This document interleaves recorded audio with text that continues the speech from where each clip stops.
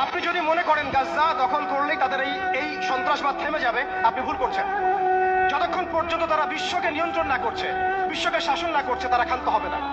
এবং তাদের মূল রাজনৈতিক পটভূমি এবং ভৌগোলিক অবস্থানটা কি হবে সেটাও তারা মেনশন করেছে। তারা চায় পুরো হোলি ল্যান্ডটা দখল করতে। এখন আপনি প্রশ্ন করতে পারেন যে ভাই হোলি ল্যান্ডটা কি?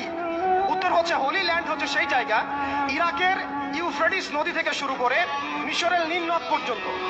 আই রিপিট, ইরাকের ইউফ্রেটিস নদী থেকে শুরু করে মিশরের নীল নদ পর্যন্ত এই পুরো জায়গাটাকে বলা হয় হোলি ল্যান্ড, অর্থাৎ পবিত্র ভূমি, আরদুল মুকাদ্দাসা। কোরআনে বলা হচ্ছে আরদুল মুকাদ্দাসা, ওদের স্ক্রিপচারে বলা হচ্ছে হোলি ল্যান্ড। তাদের মিসাকে ইহুদিরা বলছে মিসায়া, এবং খ্রিস্টানরা নাসারারা বলছে অ্যান্টিক্রাইস্ট।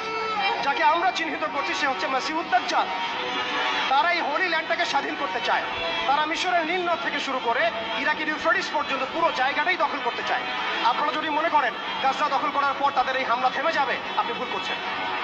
তারা ততক্ষণ পর্যন্ত ক্ষান্ত হবে না যতক্ষণ পর্যন্ত তারা হোলি ল্যান্ডটা দখল না করছে। এবং শেষ জামানায় যে বৃহত্তর মালহামা বা মহাযুদ্ধের কথা বলা হয়েছে, সেই যুদ্ধ হবে ইরাকের ইউফ্রেটিস নদীর সোনার পাহাড়কে কেন্দ্র করে। আস্তে আস্তে সময় সেদিকে এগিয়ে যাচ্ছে। তাহলে তাদের উদ্দেশ্যটা কি?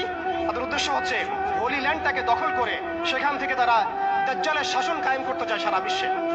কারা চায়? জায়নিস্টরা চায়। এই ডটসগুলো যদি আপনি মিলাতে না পারেন এবং শুধু বাইরের চোখ দিয়ে আপনি দেখেন, ভিতরের চোখটাকে অন্ধ রাখেন, আপনি এই ওয়ার্ল্ডের জিও পলিটিক্স বুঝতে পারবেন না। শুধুমাত্র বাহ্যিক স্টাডি দিয়ে, বাহ্যিক জিও পলিটিক্স পড়াশোনা করে, বাহ্যিক ইকোনমিক্স পড়াশোনা করে আপনি এই ওয়ার্ল্ডের প্রকৃত জিও পলিটিক্সকে মেলাতে পারবেন না।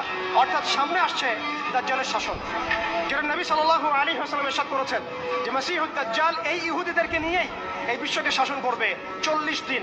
কতদিন? 40 দিন। এবং তার প্রথম দিনটা হচ্ছে 1 বছরের সমান, দ্বিতীয় দিনটা হবে 1 মাসের সমান, এবং তৃতীয় দিনটা হবে 1 সপ্তাহের সমান। বাকি দিনগুলো হবে আমাদের দিনের মতোই। এই কথাটা আমাদের প্রিয় নবী মুহাম্মদ রাসূলুল্লাহ সাল্লাল্লাহু আলাইহি ওয়াসাল্লাম তার পবিত্র জবানে বলে গিয়েছেন বিধায় বিশ্ব এদিকে এগিয়ে যাচ্ছে। এরপরে কি হবে সেটাও প্রিয় নবী সাল্লাল্লাহু আলাইহি ওয়াসাল্লাম আমাদেরকে জানিয়ে গিয়েছেন। এইটা আমাদের আসার জায়গা। আমি যে শুরুতে বলেছিলাম যে আমাদের এই সমাবেশটায় আমাদের ফজিলত, আমাদের গুরুত্বটা বেশি তাদের চাইতে। আপনি জানেন এর সমাধান জিহাদ, আপনি যেতে পারছেন না। আপনি জানেন তার সমাধান হচ্ছে সামরিক আগ্রাসন, আপনি চালাতে পারবেন না। আপনি জানেন এর সমাধান হচ্ছে তাদের পুরো শক্তিটাকে, শেকড়টাকে কেটে ফেলা, আপনি এটা করতে পারছেন না। কারণ ভবিষ্যতের দিকে পৃথিবী এগিয়ে যাচ্ছে। এরপরের কথা আছে, নবী করিম সাল্লাল্লাহু আলাইহি ওয়াসাল্লাম বলেছেন এই দাজ্জালের শাসন চিরস্থায়ী হবে না।